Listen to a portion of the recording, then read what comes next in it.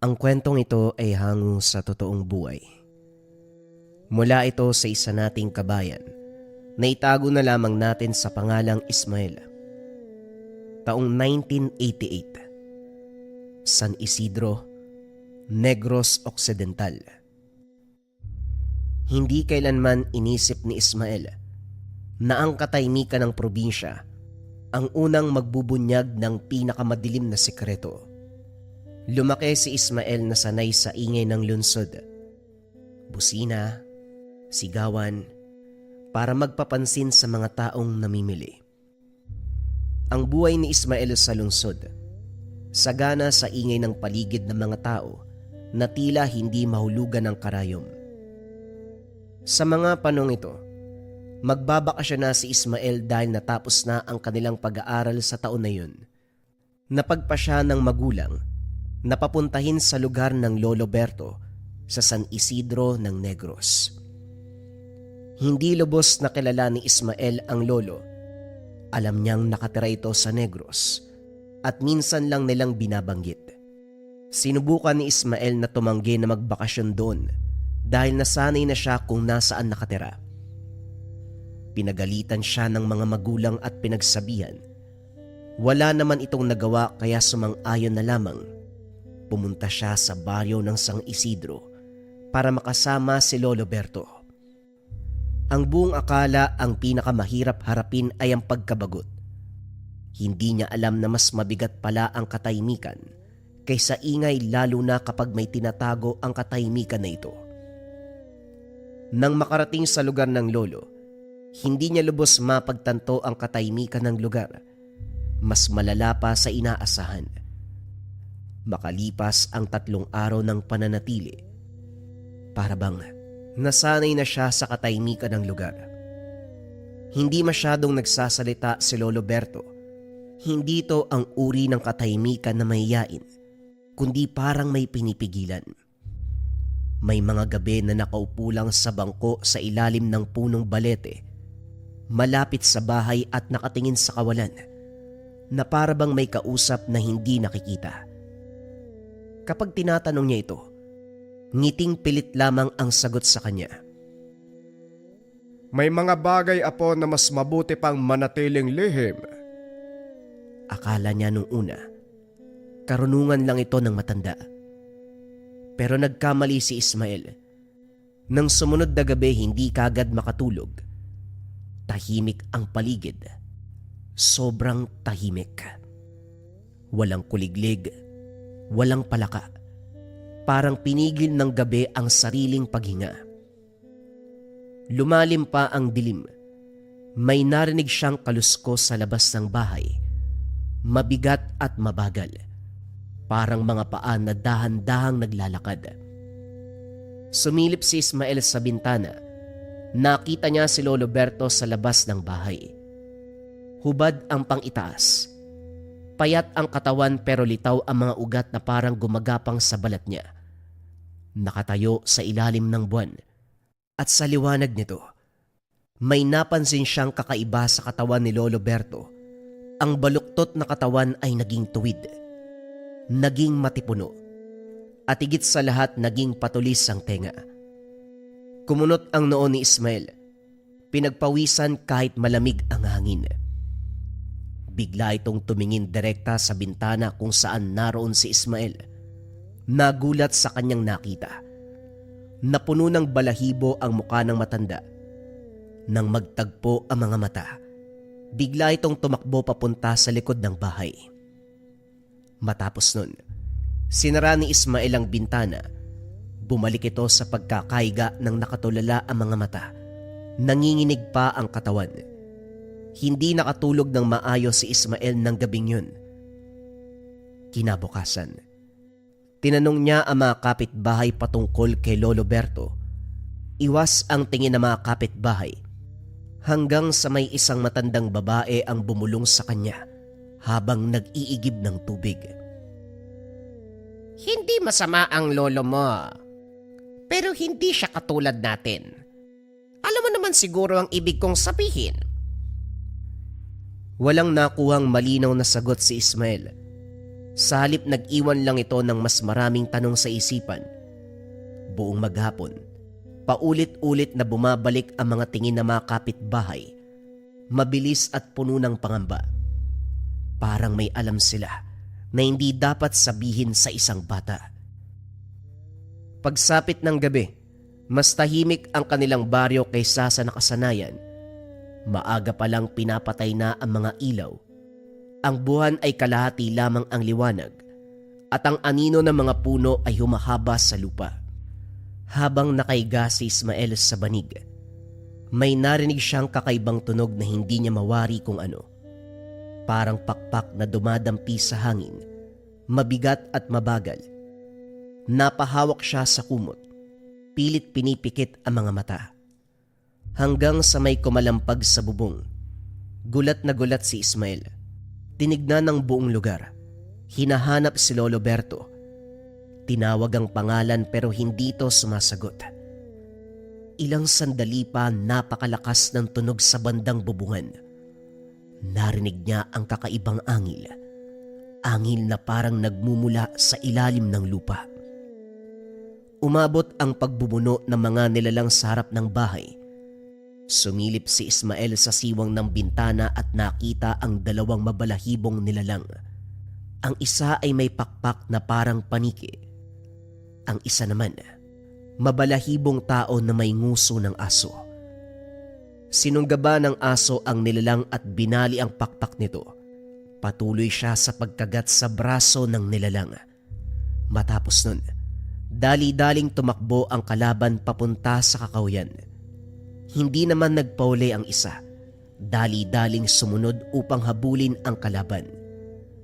Putlang-putla ang mukha ni Ismael sa nasaksiyan. Napamura, gulong-gulo sa kaganapan. Anak ng put! Na! Ano yun? Ano ba yung nakita ko? Hingal na hingal si Ismael. Putlang-putla ang buong itsura. Nanginginig ang kamay. Pawis na pawis ang noo kahit malamig ang hangin sa paligid.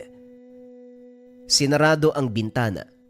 Sinandalan ang likuran nito. Pinakalma ang sarili. Ngunit sa katahimikan ng bahay mas lalong lumakas ang tibok ng kanyang dibdib. Tahimik na bumukas ang pintuan ng silid ni Ismael. Sa isang iglap may gumalaw na anino. Nakita si Lolo Berto.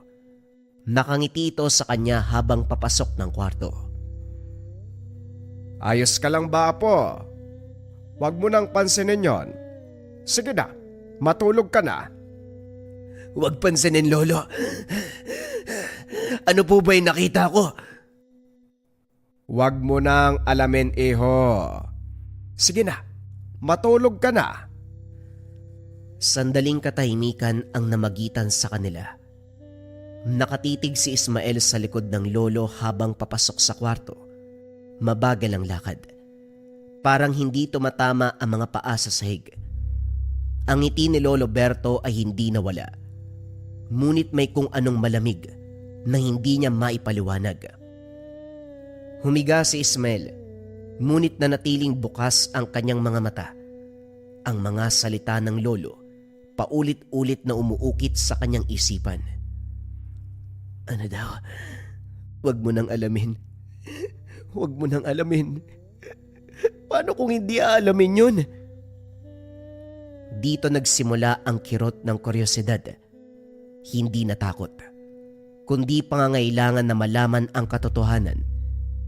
Sa ilalim ng kama may napansing kakaiba. Isang lumang baul na natatakpan ng alikabok. Ngayon lang ito nakita. Dahan-dahang hinila palabas. Sa loob, may mga anting-anting na yari sa buto.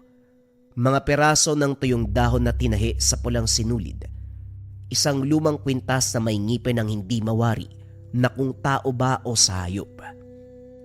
Sa pinakailalim ng baul, may kupas na maliit na libreta. Nang buksan ito, bumungad ang mga nakasulat na letra na yari pa sa dugo. Ang mga bantay sa labas, hindi nila lang na dapat katakutan. Sila ang mga nagbabayad ng utang. Napatigil si Ismael. nang marinig ang tinig sa likod. Sabi ko sa'yo, iho huwag mo nang alamin. Unti-unting umangat ang anino ng lolo. Naging mas mahaba at malaki. May mga hugis na hindi mukhang tao. Bumungad sa kanya ang anyo ni Lolo Berto. Isang ganap na gabunan. Nang sandaling iyon, naunawaan ni Ismael ang katotohanan na pilit na tinatago sa kanya. Nanlaki ang mga mata, ngunit bumalik naman kaagad sa pagiging tao ang matanda. Tumawa ito ng malakas. Nanatiling nakatitig si Ismael. Hindi makasigaw, hindi makagalaw. Parang sinakal ang lalamunan habang ang malakas na tawa ng matanda ay umaalingaw-ngaw sa buong silid. Maya-maya pa humupa ang halakhak. Muling bumalik sa maamong muka si Lolo Berto. Pero alam ni Ismael na isa lamang itong balat. Ngayon naintindihan mo na, apo. Hindi ako basta matanda lang. Lumapit sa kanya si Lolo Berto. Dahan-dahan, tila iniiwasang masindak ang apo. Ako ay isang gabunan. Isang aswang na nabubuhay sa pagitan ng pagiging tao at ng dilim. Hindi ako basta-basta pumapatay. Yung nakita mo kanina, isang aswang na kung tawagin ay wakwak. Balak niyang ikaw ang biktimahin. Hindi niya naramdaman ang mga bakas ko sa paligid, kaya yon ang sinapit niya. Naupo si Ismael sa kama. Nanginginig pa rin ang katawan. Kung aswang ka, Lolo, hindi mo naman ako kakainin, oh. Kakainin. Malabong mangyari yon, apo. Ikaw ang pinakamamahal ko sa lahat. Poprotektahan kita kahit ano pa ang mangyari. O siya, matulog ka na. Napanatag si Ismael sa sinabi ng matanda. Ilang minuto lang, nakatulog na kagad ito. Kinabukasan paggising niya, nakita si Lolo Berto na nagkakape habang kausap ang mga kapitbahay. Habang patuloy ang pagkakape ni Lolo Berto, ang masayang kwentuhan ng mga kapitbahay, unti-unting bumalik sa alaala ni Ismael ang isang detalye na hindi kagad napansin. Madaling araw pa lang, bago sumikat ang araw, napansin na ng matanda ang mga kalalakihan. Panay ang pagdaan sa harapan ng bahay. Paulit-ulit na tila may binibilang. Minsan 2, paminsan ay 3. Ngunit iisa ang anyo. Tahimik, seryoso, at laging sinusulyapan ang loob ng bakuran. Ang yabag ng mga paa ay marahan, halos walang tunog. Ngunit sapat upang magising ang matandang hindi natutulog ng mahimbing. Mula sa bintana, pinagmasdan sila ni Lolo Berto habang hawak ang tasa ng kape. Sa bawat pagdaan nila mas matindi ang kanyang kutob. Hindi sila taga rito. Nang sumikat ng araw saka lamang sila tumigil sa pagdaan at pumwesto sa hindi kalayuan. Wari ba nag-aantay? Doon pa lamang lumabas si Lolo Berto. Nakipag-usap sa mga kapitbahay. Nagkunwaring karaniwan ang lahat na tila ba walang bantang nakaamba. Ngunit sa likod ng maamong ngiti, alam na ng matanda ang katotohanan. Hindi aksidente ang kanilang presensya. May hinahanap ang mga ito. At sa bawat pagdaan nila sa harap ng bahay mula pa madaling araw, mas lalong nagiging malinaw kay Lolo Berto. Malapit na ang sandaling kailangan niyang tuparin ang pangako kay Ismael. Ang pangakong yon ni Lolo Berto kay Ismael, hindi lang basta salita ng isang matanda, isa itong panata ng dugo. Nang gabing yun, nang sabihin ni Lolo Berto, poprotektahan kita kahit ano pa ang mangyari. Ang ibig niyang sabihin, si Ismael ay hindi maaaring galawin ng alinmang nilalang, mapatao man o hindi. Habang siya ay buhay pa, hanggat nasa paligid niya ang matanda. Bilang isang gabunan, may kakayahan si Lolo Berto na magtali ng isang sumpang panangga. Isang sinaunang kasunduan na nag-uugnay sa kanyang sariling lakas kapalit ng kaligtasan ng apo. Ang ibig sabihin, kung may sino mang magtatangkang saktan si Ismael, mga aswang, mangkukulam, o kahit iba't ibang uri ng nilalang at elemento, siya ang tatanggap ng sugat. Siya ang tatanggap ng sumpa o ng kamatayan kung kinakailangan. Kaso nga lang may kapalit ang pangakong ito. Sa sandaling tuluyang maubos ang lakas si Lolo Berto o hindi kaya kapag iniwan niya ang baryo, mawawala ang panangga. At sa oras na yun, si Ismael ay haharap sa mundo na dati nakatago sa kanya. Kaso nga lang, gising na ang mga matang nagmamasid. Sa sandaling yon nakaupo si Lolo Berto sa lumang bangko sa harap ng bahay, payapang umiinom ng kape. Dumating na ang katiyakan na matagal niya nang inaasahan ngunit pilit iniiwasan. Hindi nakutob at lalong hindi na hinala. Alam niya na, ang mga lalaking nagmamasid ay hindi basta usosero, hindi rin mga karaniwang tao ng baryo. Sa bawat pagdaan nila mula pa madaling araw, may iniiwan silang bakas na tanging isang gabunan lamang ang makakaramdam. Amoy ng dugong nanunuyo sa hangin, galit na kinikimkim at panatang hindi pinapasawalang bisa ng umaga. Mga kaanak sila ng wakwak na pinatay niya kagabi. Naalala ni Lolo Berto ang nagdaang gabi ng sandaling tuluyan niyang tinapos ang buhay ng nilalang. Ang wakwak ay hindi nag-iisa. Hindi kailanman nag-iisa ang mga ganong uri. Ang dugo nila ay parang ugat ng punong balete. Kapag pinutol mo ang isa, gumigising ang bagong sistema. Sa Kakawyan, sa ilalim ng buwan doon nangyari ang lahat. Ang wakwak ay bumaba mula sa ere, ngunit mas babangis ang anyo ng matanda. Mas biyasa kumpara sa nilalang. Nagmakaawa ang wakwak sa kanya. Nag-iwan ng malakas na atake si Lolo Berto. Bumagsak ang wakwak. Nanginginig, sumisigaw hanggang sa tuluyang tumahimik. Ngunit bago pa man tuluyang mamatay ang nilalang, nakaramdam si Lolo Berto ng paggalaw sa dilim. May mga matang nakakita. Alam na ang tunay na katauhan ni Lolo Berto. Pagpasok ng bahay, tahimik na sinarado ni Lolo Berto ang pintuan. Ngumiti siya. Hindi na siya nagkunwari pa. Tinawag niya si Ismael at pinaupo sa gitna ng sala. Makinig ka. Ano man ang mangyari mamaya, huwag kang lalabas. Nariyan sa labas sa mga kalahi ng pinatay ko. Mukhang hindi sila natitinag. Pagsapit ng dapit hapon nagbago ang paligid. Tumigil sa paghuni ang mga ibon. Ang hangin ay bumigat. Ang araw ay tila nagmamadaling lumubog. Parang ayaw masaksiyan ang mangyayari. At nang sumapit ang dilim, naglakad si Lolo Berto palayo sa pintuan. Ang bawat takbang ay mabigat. Tila sinasalubong ng lupa ang kanyang mga paa. Sa mata niya, unti-unting sumisiklab ang dilaw na liwanag. Hindi apoy, kundi gutom ng isang gabunan. Isang sinaunang anyo ng aswang na mas mabangis pa sa takot na ibinubulong ng mga alamat. Ang dapit hapon, tuluyang nagdilim ang paligid, kahit hindi pa ganap ang gabi. Mula sa kalayuan narinig ng matanda ang sigaw na tanging siya lamang ang nakakapansin. 3 nilalang ang sabay-sabay na bumaba sa puno.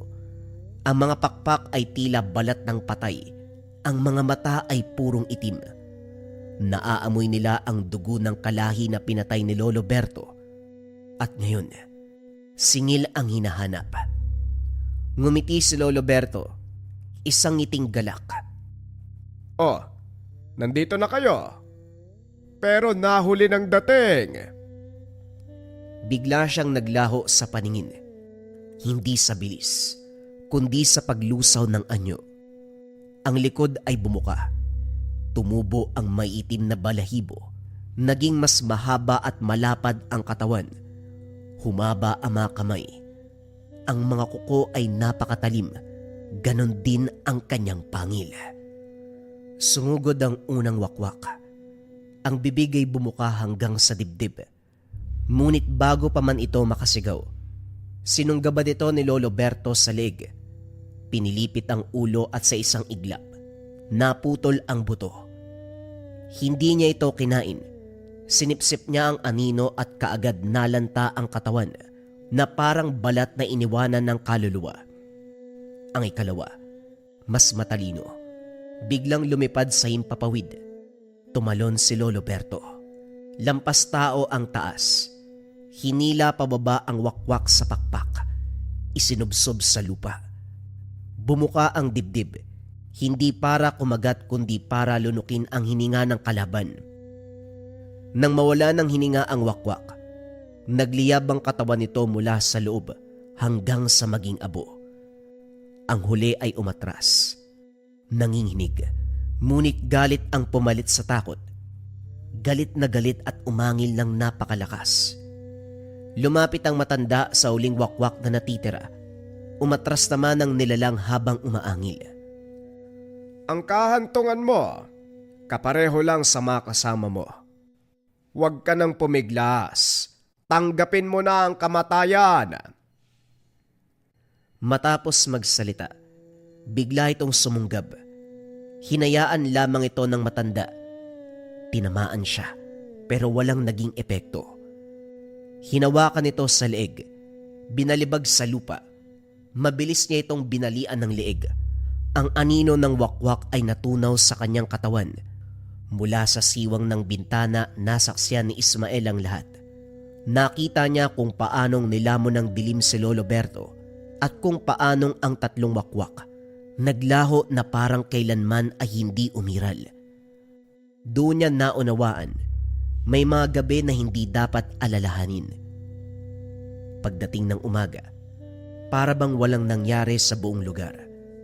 Maging ang mga tao sa baryo nararamdaman niya na alam nito ang sekreto ng lolo, pero mas pinipili nila na hindi magsalita. Si Lolo Berto ay bumalik sa dating gawi. Nagwawalis sa umaga, nag-aayos ng bakod, umuupo sa bangko tuwing dapit hapon. Sa mata ng iba, isa lamang siyang tahimik na matanda. Ngunit para kay Ismael, bawat kilos nito ay merong kakaiba. Kapag tumitingin si Lolo Berto sa malayo, hindi yun pag-iisip, kundi napapansin ito ni Ismael na parang nakikinig sa paligid. Kapag humihinto siya sa pagwawalis, hindi ito pagod, kundi may nararamdaman siya sa paligid. Naintindihan ni Ismael kung bakit siya pinadala ng mga magulang sa baryong yun. Nung una, inakala niyang tinapon lang siya sa lugar upang ilayo sa gulo ng lungsod. Wala siyang reklamo, pero may tanong na hindi masagot. Bakit kailangan pa siyang ipadala sa isang lugar na halos nakalimutan na ng mundo? Ngayon malinaw na sa kanya ang kasagutan. Hindi naroon para magbakasyon lamang. Naroon siya upang makita, para matuto sa mga bagay na hindi sinasabi, mga bagay na hindi pinaniniwalaan. Sa bawat gabing dumaraan, mas naging sensitibo si Ismael sa paligid. Napansin niyang may mga yabag na naglilibot sa bahay. May mga sandaling biglang lumalamig ang hangin kahit walang ulan. At may mga panahon, nagigising siya sa kalagitnaan ng gabi. Hindi dahil sa panaginip, kundi dahil may katahimikang masyadong buo. Parang may pumipigil sa lahat ng tunog. Isang hapon habang nakaupo si Ismael sa tapat ng bahay, may napansin siyang kakaiba. Isang matandang lalaki ang naglalakad sa gitna ng daan. May tungkod na yari sa itim na kahoy. Mabagal ang hakbang, ngunit ang bawat tapak ay parang may bigat. Hindi siya humingi ng tulong, hindi rin siya tumitingin sa paligid. Diretso lang ang lakad patungo sa bahay ni Lolo Berto. Napatayo si Ismael, hindi niya alam kung bakit. Pero ramdam niya na hindi ordinaryo ang dayuhan. Ang anino ay hindi normal. Merong kakaiba. Kahit terik ang araw, Hindi siya lubusang tinatamaan ng liwanag. Nang huminto ang matanda sa harap ng bahay, lumingon ito diretso kay Ismael. Walang ngiti. Seryoso ang muka. Ngunit sa isang igla, naramdaman ni Ismael ang takot. Lumabas si Lolo Berto. Nagtagpo ang mga mata. Walang salitang binitawan, ngunit ang hangin ay muling bumigat. Tulad ng gabi na dumating ang mga wakwak. Alam na ito ni Ismael.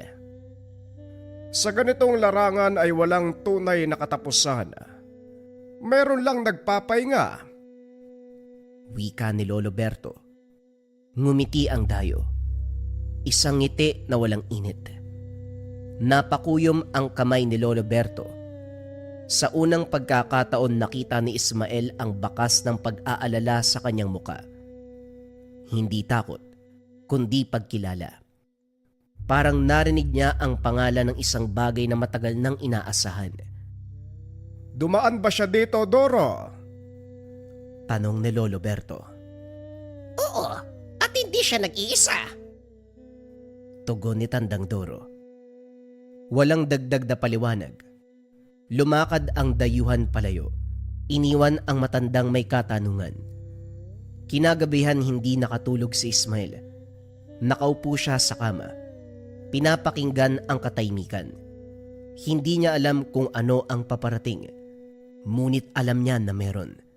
At sa kauna-unahang pagkakataon, hindi niya gustong pumikit sapagkat natutunan niya na ang hindi pagtingin ay mas mapanganib kaysa sa pagharap.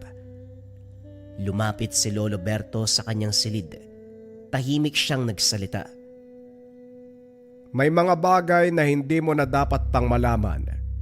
Pero darating ang araw na kakailanganin mong umunawa. Tumingin si Ismael sa matanda. Kaya pala ako narito. Tumango si Lolo Berto. Sa dulo ng baryo, may mga nilalang na muling gumagalaw. Isang banta sa atin at sa mga tao dito sa baryo. Ilang mga araw mula ngayon, huwag ka na munang lumayo dito sa bahay. Hindi ka nila sasaktan kapag narito ka.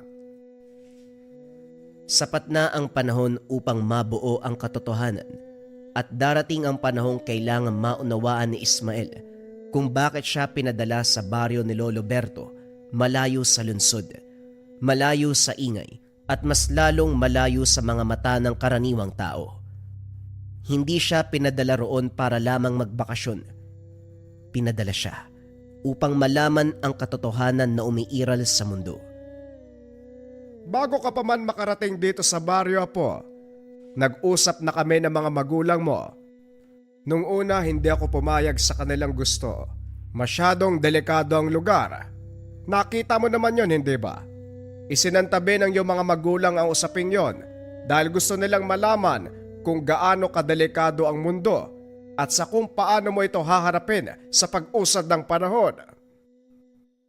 Matapos magsalita ng matanda, tumahimik ito sandali at nakaramdam sa paligid. Naramdaman niyang nag-iba ang simoy ng hangin. Si Lolo Berto ay hindi basta-bastang gabunan. Sa mundo ng mga aswang ay may ranggo, may edad at may reputasyon. Ang mga wakwak ay mga ngaso. Ang mga manananggal ay mandaragit. Ngunit ang mga gabunan, sila ang mga tagapagpatupad ng utos. Hindi sila basta pumapatay. Sila ang humahatol sa mga makasalanan. Si Lolo Berto ay isa sa mga gabunang tagahatol. Pero mas pinili niyang mamuhay ng normal, payapang nakikisalamuha sa mga tao. Ngunit ang kapayapaang ito, nabasag nung gabing pinatay niya ang isang wakwak. Isang pagkakamaling alam niyang may kapalit. Ang dugo ng wakwak ay parang apoy na sinindihan sa dilim. Tumatawag ito at may nakakarinig. Hindi lamang ang mga wakwak ang nakaramdam ng ginawa ni Lolo Berto. Sa malalayong pook, sa mga lugar na hindi minapa ng tao, may 3 gabunan na matagal nang nagbabantay sa mga galaw niya. Hindi sila kaaway, hindi rin sila kaibigan. Sila ang tinatawag na mga tagamasid, mga gabunang piniling magtago bilang tao, kundi manatiling nilalang ng gabi. Si Amarok. Si Amarok ang pinakamatanda sa tatlo. Ang kanyang katawan ay parang pinagtagpi-tagping balat ng kalabaw. Ang titig niya ay parang lupa na gumuguho. Siya ang tagapag-ingat ng alaala. Alam niya ang kasaysayan ng bawat gabunan, bawat paglabag, bawat pagtakas. Siya ang unang nakaalam na muling gumalaw si Lolo Berto matapos ang mahabang katahimikan. Ang ikalawa ay si Liria. Si Liria ay bihira sa kanilang lahi, isang gabunang may anyong pambabae. Mabilis, tahimik at mapanuri. Siya ang tagamasid ng dugo.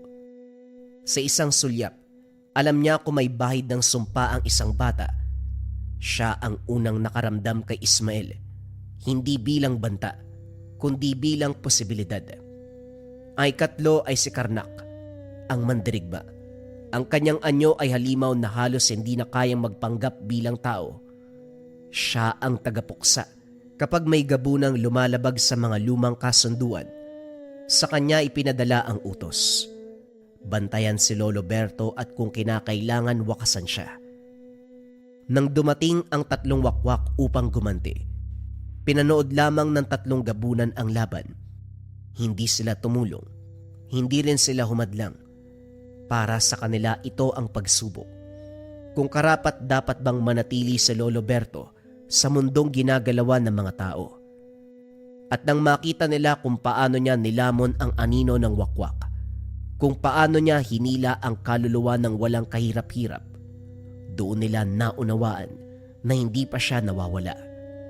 Ngunit higit sa lahat nakita nila si Ismael, isang batang hindi gumalaw, hindi tumakbo at hindi sumigaw, hindi nawala ng ulirat.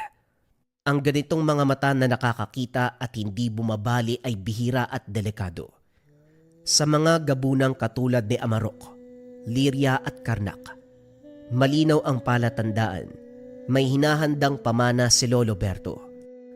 Hindi ito biglaang pasya. Matagal na itong inihahanda ng matanda bago pa dumating ang mga wakwak, bago pa ipadala si Ismael sa baryo. Sa bawat gabing pinipili ni Lolo Berto na manatiling tao, may kapalit ito na panghihina. Alam niyang darating ang araw na hindi niya na kayang magbantay, at kapag dumating yun, kailangan ng papalit. Hindi mas mabangis, kundi mas marunong umunawa. Si Ismael ang sagot. Hindi dahil sa dugong lamang, kundi dahil sa kanyang katahimikan. Ang pagiging gabunan ay hindi basta lakas o gutom. Isa itong pasaning kaalaman, ang kakayahang makita ang dilim at piliing wag maging bahagi nito. At sa lahat ng nasaksiyan ng mga gabunan, si Ismael lamang ang hindi natinag, hindi bumaling ang tingin at hindi nagsara ng isipan. Isang gabi, inamin ni Lolo Berto ang katotohanan. Hindi ka pinadala ng magulang mo dito upang magbakasyon. Ito ang pinakarason kung bakit ka pinadala. Alam nila ang tunay na dahilan kung bakit ka pinadala ng anak ko dito. Ang kaibahan lang, alam din nila na ikaw ang magpapasya kung anong landas ang tatahakin mo. Hindi kaagad sumagot ang bata. Doon na napagtagpi-tagpi ng bata ang rason. Alam niya ang bigat ng sinasabi nito. Hindi ka magiging katulad ko. Hindi ka kakain ng anino. Hindi ka maghahanap ng dugo. Ang ipapasa ko sa iyo, ang pagiging gabunan na marunong pumigil. Tahimik ang paligid. Maging ang hangin ay tila nakinig. Sa malayo tumango si Amarok. Ngumiti si Liria. At si Karnak sa unang pagkakataon ay umatras. Alam nilang walang panganib. Ang pamana ay hindi paghahari, kundi pagpapatuloy. Nang sandaling yun, napagtanto na ang batang minsang pinadala upang magbakasyon, ito pa ang magiging tagapamagitan. Matagal nang alam ni Lolo Berto na darating ang araw na hindi halimaw ang haharap sa kanya kung hindi ang sariling lahi. Hindi wakwak o hindi manananggal, kundi ang mga gabunan, mga nilalang na minsan niyang itinuring na pamilya, at ngayon unti-unting naging tagapagpasya ng kanyang nakaraan. Noon, bago pa siya mamuhay bilang tao, si Lolo Berto ay bahagi ng isang lihim na samahan ng mga gabunan na kung tawagin ay balangay ng gabi. Hindi sila basta mga mangangaso. Sila ang nagtatakda kung aling baryo ang dapat manatiling ligtas, kung alin ang dapat ialay upang mapanatili ang balanse. Walang awa ang batas ng balangay. Kapag may lumabis, may kailangan magbayad. At si Lolo Berto ang unang tumanggi. Sa isang gabi na tinakdang ialay ang isang buong pamayanan ng mga bata, matatanda. Buong puso siyang lumaban sa pasya ng balangay. Nilabag niya ang kautusan at lihim na binalaan ang mga tao. Nang gabing yun, walang dugong nainom ang mga gabunan. Walang sigaw na umalingaw-ngaw, at doon na nagsimula ang galit. Para sa balangay, ang ginawa ni Lolo Berto ay hindi awa, kundi pagtataksil. Mula noon pinili niyang iwan ang samahan, putulin ang ugnayan at mamuhay bilang tao. Ngunit ang ganitong pagpapasya ay may presyo. Ang balangay ay hindi nakakalimot, hindi rin sila nagpapatawad. Sa una ay hindi sila kumilos. Hinayaan nilang tumanda si Lolo Berto, humina at magkubli. Ngunit sa bawat wakwak na pinapatay niya, sa bawat baryong pinoprotektahan, muling bumubukas ang sugat ng nakaraan. Para sa mga gabunang nanatili sa balangay, ang kanyang pag-iral ay paalala ng kanilang kahinaan na may gabunan na piniling maging iba at nabuhay. Unti-unti nilang ipinaramdam ang presensya. May mga gabing nawawala ang bantay ng gabi. Walang bakas ng laban. May mga panahong nagigising si Lolo Berto na may marka sa lupa, mga tanda ng lumang sumpa ng balangay. At sa hangin may amoy ng dugo, sariwang dugo. Alam ni Lolo Berto ang ibig sabihin nito. Hinahabol na siya. Ngunit hindi lamang siya ang punterya. Nang malaman ng dating samahan ng tungkol kay Ismael, isang batang may dugong gabunan, lalo silang nanggalaiti sa galit. Para sa kanila, ang bata ay patunay na nabigo si Lolo Berto na putulin ang sumpa. At higit pa roon, isang panganib, isang gabunan na maaaring pumili ng landas, mas mapanganib kaysa sa pagtakas. Hindi natin siya papayagang magmana. Ang awa ay sakit, at ang sakit ay kailangang putulin. Nagsimula ang kanilang huling galaw. Dahan-dahan, parang paglapit ng gabi, sapagkat ang mga gabunan ay marunong maghintay. Alam ni Lolo Berto, sa kabuturan ng kanyang pagkatao, na ang huling laban ay hindi para sa kanyang buhay, kundi para sa karapatan ni Ismael na pumili ng magiging pasya. Ayon kay Lolo Berto, ang pinuno ng samahan ay hindi tinatawag sa iisang pangalan. Kilala siya bilang Apo Kaluman. Isang pangalang binibigkas lamang kapag kinakailangan, sapagkat ang pagbanggit nito ay tila panata ng dugo. Si Apo Kaluman, isang purong gabunan na hindi kailanman namuhay bilang tao. Hindi siya nag-anyong tao upang magtago.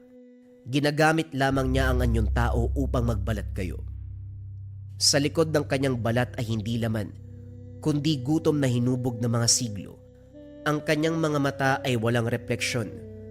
Ang uri ng gabunan ni Apo Kaluman ay tinatawag na tagapagbantay o tagahatol.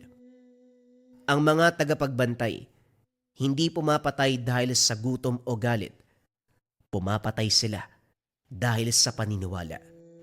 Paniniwalang ang mundo ay dapat manatiling nakahaligi sa dilim upang hindi tuluyang gumuho. Para sa kanila, ang awa ay paglabag, ang pagpili ay kahinaan, at ang pag-ibig sa tao, isang sakit na dapat sunugin bago kumalat.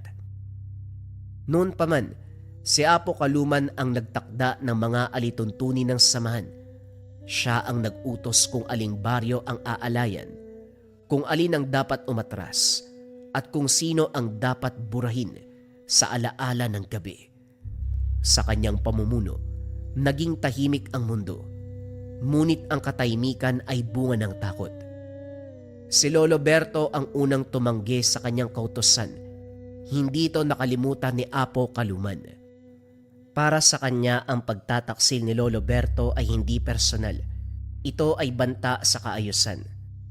Sapagkat kung may isang gabunang kayang tumanggi, maaaring may sumunod. At kapag merong susunod, babagsak ang balanse ng kanilang samahan na matagal niya nang binabantayan. Kaya nang mabalitaan niya ang tungkol kay Ismael, tumibok muli ang gutom na matagal nang tahimik. Ang bata ay hindi lamang pamana, isa siyang banta. Sa pagkakaroon ng pagpili, dito masisira ang ating samahan. Wika ni Apo Kaluman sa dilim. Nang sandaling yon binaba niya ang hatol. Hindi digmaan at hindi lantaran. Ngunit ang paglapit ng balangay ay nagsimula ng tahimik, sistematiko at walang pag-aalinlangan. Sapagkat kapag gumalaw ang isang tagapagbantay, hindi siya humihinto hanggat hindi napapantay ang lahat. Matagal nang ramdam ni Lolo Berto ang paglapit ng panganib. Ngunit dumating ang isang gabi na naging malinaw ang lahat. Hindi na ang mga hinala, hindi na ang mga palatandaan. Dumating na ang balita na dala ng hangin. Ang pakiramdam na may isang dilubyong darating. Alam niya na ang plano ng kanyang dating samahan. Ang balangay ng gabi, hindi darating upang makipag-usap. Darating sila upang burahin ang baryo, ang alaala ng kanyang pagtanggi at ang batang patunay ng kanyang pagpili. Si Apo Kaluman mismo ang mamumuno. Kapag gumalaw ang isang tagapantay, wala itong iniiwang saksi. Nang gabing yon tumayo si Lolo Berto sa gitna ng bakuran. Nakatingala sa buwan. Hindi niya tinangkapang magtago bilang tao. Ang kanyang anino ay humaba, bumigat. Muling nag-anyong gabunan upang manindigan. At eto na kayo. Wika ni Lolo Berto. Doon nagpakita ang tatlong matagal nang nagmamasid. Ang una ay si Amarok. Lumitaw sa lupa mismo. Tila hinugot mula sa alaala ng mundo. Sumunod ay si Liria, na bumaba mula sa anino ng puno. Halos hindi siya maramdaman, ngunit ang hangin ay biglang tumalim. Senyales ng isang gabunang sanay sa tahimik na pagpatay at mas tahimik sa paghusga. Ang huli ay si Karnak, na dumating na parang lindol. Ang lupa ay bahagyang yumanig sa bawat takbang niya. Ang mga kuko, nagmamarka sa bato. Siya ang lakas na pinipigil, ang galit na piniling wag pumutok hanggang sa ngayon. Hindi sila nagtanong, hindi sila humingi ng pahintulot. Hindi to paglabag. Ito ay pagwawasto. Wika ni Amarok. Tumango si Lolo Berto. Alam niyang hindi siya karapat dapat humingi ng tulong, pero binigay ito sa kanya hindi dahil sa pagkakaibigan, kundi dahil may mas mali. Mula sa siwang ng bintana, nasaksiyan ni Ismael ang lahat. Nakita niya kung paanong ang tatlong gabunan pumwesto sa paligid ng baryo para magbantay. Nakita niyang kung paanong si Lolo Berto tumayo sa gitna para humarap. At sa mga mata ng bata, malinaw ang katotohanan. Ang laban na paparating, hindi para sa kapangyarihan, kundi para sa karapatang pumili ng landas. Sa malayo gumalaw ang mga puno. Isang katahimikan. Katahimikang masyadong maayos, masyadong pantay. Sa gitna nito lumitaw si Apo Kaluman. Tuwid, walang bahid ng pag-aalinlangan. Huminga ng malalim si Lolo Berto. Ismael, ano man ang mangyari, tumingin ka. Wag na wag kang tatalikod. Wika ni Lolo Berto. Nang gabing yun, sa ilalim ng buwan na walang kinikilingan, nasaksiyan ni Ismael ang simula ng huling laban. Hindi lamang na mga gabunan, kundi ng dalawang paniniwala na hindi maaaring magsabay sa bawat gabing dumadaan. Sumabog ang gabi nang tuluyang bumaba ang balangay ng gabi sa baryo. Hindi sila dumating ng sabay-sabay. Isa-isang lumitaw mula sa mga anino, mga gabunang hindi nagtatago ng anyong tao. Ang hangin ay napunit ng sigaw. Mga aswang na matagal nang kumikimkim ng galit kay Lolo Berto. Sa unang bugso pa lamang, dumugo ang kadiliman. Si Lolo Berto ang unang kumilos. Hindi na siya nagdalawang isip. Sa kanyang pagpapalit ng anyo, sumugod ito at sa bawat galaw niya ay may bumabagsak. Mga wakwak na inutusan ng balangay upang magsilbing pang-ubos. Mga ngaso na inakalang mahina na ang matanda. Nagkamali sila dahil inabisuan na ng matanda ang lahat ng tao sa kanyang baryo na lumisan na muna pansamantala. Naintindihan nito ng mga kabaryo kaya umalis ng walang imik. Isa-isang napunit ang mga pakpak. Isa-isang hinila ang mga anino palabas ng katawan. Hindi sigaw ang nangingibabaw, kundi pagkabasag. Parang mga sumpa na matagal nang nag-aantay ng wakas. Sa bawat aswang na bumabagsak, lalong tumitibay ang tindig ni Lolo Berto. Ngunit ramdam niya na hindi ito sapat. Masyado silang marami. Doon gumalaw ang tatlong gabunan. Lumabas na sila upang tulungan ang matanda. Si Karnak. Sumunod si Liria at Amarok. Mabilis silang pumasok sa digmaan. Pinagpapapatay ang mga aswang na nagtangkang palibutan si Lolo Berto. Bagaman kabilang sila sa balangay, meron silang paninindigan na ang mali ay mali. Sa gitna ng lahat ng ito, nasaksihan ni Ismael ang digmaan ng dilim. Hindi siya gumalaw, hindi siya pumikit. Nakita niyang kung paanong ang gabi ay unti-unting naging kulay pula sa kanyang paningin dahil sa dugo ng labanan. At doon, sa gitna ng naglalagablab na apoy, lumitaw muli si Apo Kaluman. Hindi siya nagmadali. Sa bawat takbang niya tumigil ang laban sa kanyang paligid. Ang mga aswang ay umatras. Ang balangay ay sumuko. Huminto si Lolo Berto. Nagkatinginan silang dalawa. Ang gabunang tumanggi sa utos at ang gabunan na hindi kailanman nag-alinlangan. Tapos na ang pagtatago. Ibalik mo ang dapat ibalik. Humakbang si Lolo Berto pasulong. Duguan ngunit tuwid ang tindig. Hindi na ako kabilang sa'yo at hindi mo na kukunin ang baryong ito. Sandaling katahimikan ang pumalahaw. Itinaas si Lolo Berto ang kanyang kamay. Apo Kaluman, hinahamon kita ng duelo. Tayong dalawa lamang.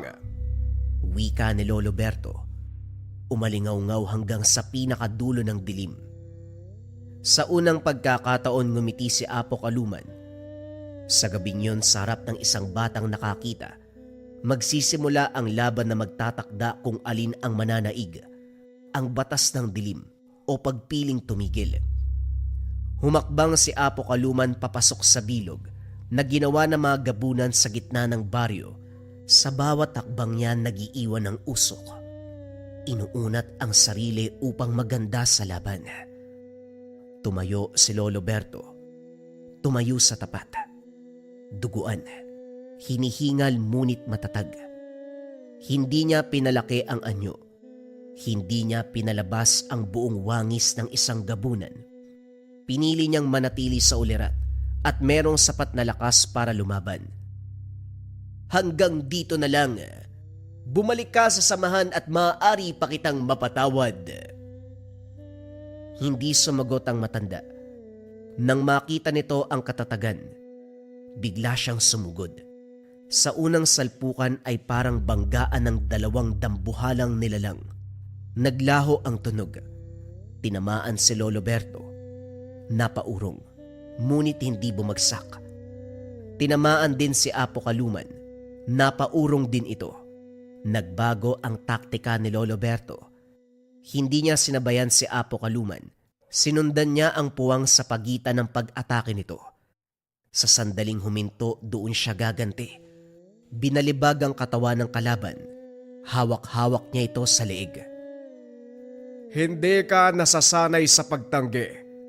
Hindi mo pa rin ba naiintindihan na ang aking ginawa ay hindi para sa akin? Wika ng matanda. Dito na lumabas ang tunay na anyo ni Apo Kaluman. Isang gabunan na may anyong mas mabigat pa kaysa kay Lolo Berto. Biglang humaba ang mga ngipin nito. Ang nguso ay biglang humaba na parang aso. Doon kumawala si Apo Kaluman at binaliktad ang sitwasyon. Dinakma niya ang paa ng matanda at hinampas sa lupa. Napaigtad ang matanda pero hindi sumusuko ang diwa nito. Biglang tumayo ang matanda. Hinihingal. Hawak ang dibdib. Muli itong sumalakay at hinawakan niya ang dibdib ni Apo Kaluman. Binigkas ang pangalang hindi binabanggit. Sa pagbigkas, sinabayan ito ng matanda ng pag-uusal upang mahugot ang kanyang kaluluwa. Nahila ito ni Lolo Berto. Nahila ang kaluluwa ng kalaban. Humandusay sa lupa ang katawan ni Apo na nasa anyo pa rin ng aswang. Bumagsak si Lolo Berto sa tuhod. Tahimik na humiwalay ang mga dating kasama. Umatras ang mga natira. Lumapit naman ang 3 gabunan upang alalayan ang matanda. Nasaksihan ni Ismael ang lahat. At sa umagang sumunod, pinili niya ang sariling landas. Hindi niya tinanggap ang pamana. Hindi niya tinanggap ang pagiging aswang. Lumapit siya kay Lolo Berto at yumakap ng maigpit. Nasaan yung tao na ang matanda? Maraming salamat po, pero uuwi na ako. Tumango si Lolo Berto. May lungkot at kapayapaan sa mga mata. Yan ang tamang piliin. At hindi ko ipapasa sa iyo ang sumpang ito. Tatapusin ko sa aking sarili ang sumpang matagal nang nakakapit sa ating angkada. Ang tatay mo ay walang dugo ng pagiging gabunan. Bumalik si Ismael sa syudad. Nag-aral, nabuhay at naging normal. Tuwing gabi, kapag tahimik ang lungsod, alam niyang may mga gabi na hindi dapat alalahanin sapagkat may isang gabunan na piniling tumigil upang ang isang bata ay makapiling ang liwanag. Paminsan-minsan, binibisita ni Ismael ang kanyang lolo kasama ang mga magulang. Alam nila sa kanilang sarili kung gaanong kalaking responsibilidad ang tinapos ni Lolo Berto. Binigyan niya ng kakayahan ang bawat nilalang. Binigyan niya ng kakayahang pumili. Hindi upang mamuhay sa dahas, hindi upang mamuhay sa sapilitang pag-utos, kundi upang mabuhay ng malaya kahit ikaw ay may lahi na isang gabunan. Top 5 items na kailangan mo sa Lika Merchandise ngayong 2026. Simulan natin kaagad sa number 1. Number 1, Gunita Bracelet for Good Health Bracelet. Yung energy and vibration na ina-attract ng ating Gunita Bracelet ay nakakatulong sa pagpapaganda ng kalusugan. Laging tandaan mga kabayan, para saan ang ating mga swerte, kayamanan, kung hindi maganda ang ating kalusugan. Kung ang priority mo ay magandang kalusugan, energy and vibration na ina-attract, dito ka sa ating Gunita Bracelets. Number 2, ang ating Gintong Gabay o Gabay Medallion Ethnic Version. Pareho lamang ng bisa to mga kabayan, sa designs lamang siya nagkaiba. Ito Gintong Gabay, ito naman ethnic yung approach. Ang bisa nito mga kabayan ay pampaswerte at gabay sa career, health, love life, and finance. Kung nangangailangan ka ng swerte at gabay sa 4 na aspeto ng buhay ngayon 2026, kung kailangan mo ng guidance sa araw-araw ngayon 2026, dito ka sa top 1 necklace natin, ang Gabay Medallion pangkalahatan. Pili ka na lang ng designs kabayan. Number 3, syempre hindi mawawala ang depensa spiritual mga kabayan. Meron tayong kalusugan, at gabay sa araw-araw, pero kailangan din natin ng depensa espiritual. Kontra sa lahat ng negative energy, kontra kulam, barang, tigalpo, palipad hangin, usog, o kahit anong masamang uri ng sumpa. Ito ang Maracuyo bracelets, mga kabayan. Nandito din yung tinatawag nating rebuelta or sumbalik. Kung ano man yung sumpa na ibinigay sa inyo, ibabalik doon sa taong nagbigay. Kaya sobrang trending ng ating Maracuyo. May 4 na kulay kang pagpipilian. Pwede tong lava na may gintong San Benito, pwede tong white na may gintong San Benito, pwede tong brown na ethnic version at black na ethnic version. Pili ka na lang, kabayan ko. Number 4, gintong palay money amulet. Ito bagay na bagay itong coin na to, mga kabayan, para sa mga tao na ayaw naman na nagsusuot ng kung ano-ano. Baliktaran ng simbolo, ang bisa nito ay pampaswerte sa pera, for dreams manifestation, kung may mga kahilingan ka na gustong matupad ngayong 2026, for abundance and for prosperity. Sobrang simple lang nito, iipit mo lang siya sa wallet mo, dalhin mo lang palagi, ilagay mo sa gabay pulang tela pouch, basta dala-dala mo. Let it work for you, kabayan. Gintong palay, money amulet. At syempre, mga kabayan ko, ang panglima, hindi mawawala ang kaluban de pampaamo. Pampaamo sa tao, pampaamo sa negosyo.